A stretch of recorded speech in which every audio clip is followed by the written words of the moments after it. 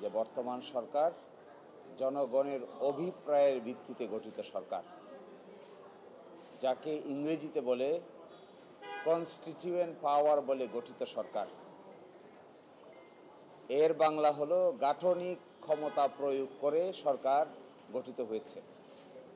অর্থাৎ 5 তারিখে যে অভ্যুত্থান হয়েছে, 6 তারিখ 7 তারিখে কোনো সরকার ছিল না, 8 তারিখে যে সরকার গঠিত হয়েছে এটি জনগণের ক্ষমতা এক্সারসাইজ করে এই সরকার গঠন করা হয়েছে।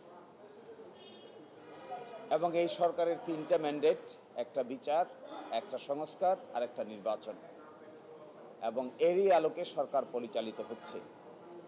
গণ অভ্যুত্থানের গঠিত সরকার জগতে আরও বিভিন্ন সময় হয়েছে। আমরা 3টা উদাহরণ দিয়েছি, একটা ফিলিপাইন, একটা গ্রানাডা আর একটা লেসোথো। আজকে যে প্রশ্ন উত্থাপন হয়েছিল, একই প্রশ্ন উত্থাপিত হয়েছিল ফিলিপাইনের সুপ্রিম কোর্টে, গ্রানাডার সুপ্রিম কোর্টে এবং লেসোথোর সুপ্রিম কোর্টে। সেখানে সুপ্রিম কোর্টগুলো উত্তর দিয়েছেন যে এইরকম অভ্যুত্থানের ফলশ্রুতিতে যে সরকার গঠিত হয় এটি মূলত জনগণের সার্বভৌম ক্ষমতা প্রয়োগ করে গঠিত সরকার হয়, এবং সেই সরকারের বৈধতা আদালতের মতামতের উপর নির্ভর করে না। 106 অনুচ্ছেদ অনুযায়ী যে অপিনিয়ন নেওয়া হয়েছে, আমাদের বিবেচনায় এটির কোনো প্রয়োজন ছিল না। এটি একটি ইংরেজিতে বলে রিডান্ডেন্ট কাজ করেছে। 106 নিলেও কোনো অসুবিধা নাই, 106 না নিলেও কোনো অসুবিধা নেই। 106-এর উপর এই সরকারের বৈধতা নির্ভরশীল নয়। এই সরকারের বৈধতা নির্ভরশীল হলো বাংলাদেশের জনগণের সার্বভৌম ক্ষমতার অভিপ্রায়ের বহিঃপ্রকাশ হিসেবে, এবং এটাই একটা সরকারের সবচাইতে বড় লেজিটিমেসি। কেউ যদি বলে এই সরকার কিসের উপর দাঁড়িয়ে আছে, এই সরকার দাঁড়িয়ে আছে জনগণের ইচ্ছার বহিঃপ্রকাশের উপরে।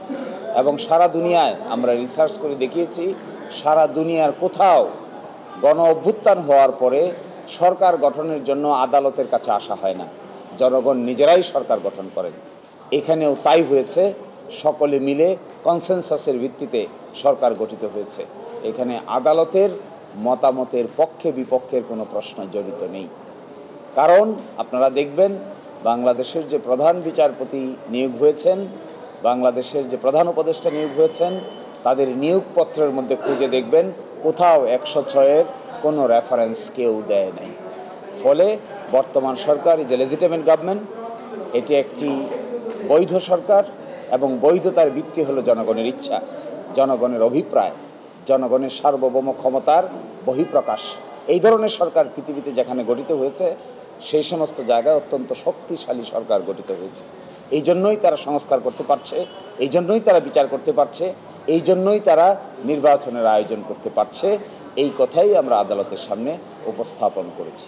কাগজপত্রে আছে 106-এর রেফারেন্স নেওয়া হয়েছে, এই রেকর্ড সুপ্রিম কোর্টের রেজিস্ট্রিতে নিশ্চয়ই আছে, এবং আমাদের সামনে যে অপিনিয়নটা এসেছে এটা নিশ্চয়ই রাষ্ট্রপক্ষ আগামীকালকে উপস্থাপন করবে।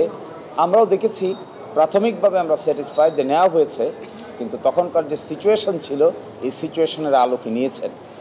নেওয়া না নেওয়ার প্রশ্ন না, আমরা বলছি যদি নাও নিতেন তাও সরকারের বৈধতা নিয়ে প্রশ্ন উত্থাপন করার কোনো সুযোগ নাই। 106-এর বাইরে গিয়েও এই সরকারের বৈধতা হলো জনগণের সার্বভৌম ক্ষমতার বহিঃপ্রকাশ। এটাই সবচাইতে সঠিক এবং সবচাইতে গভীর বৈধতার প্রশ্নের সমাধান।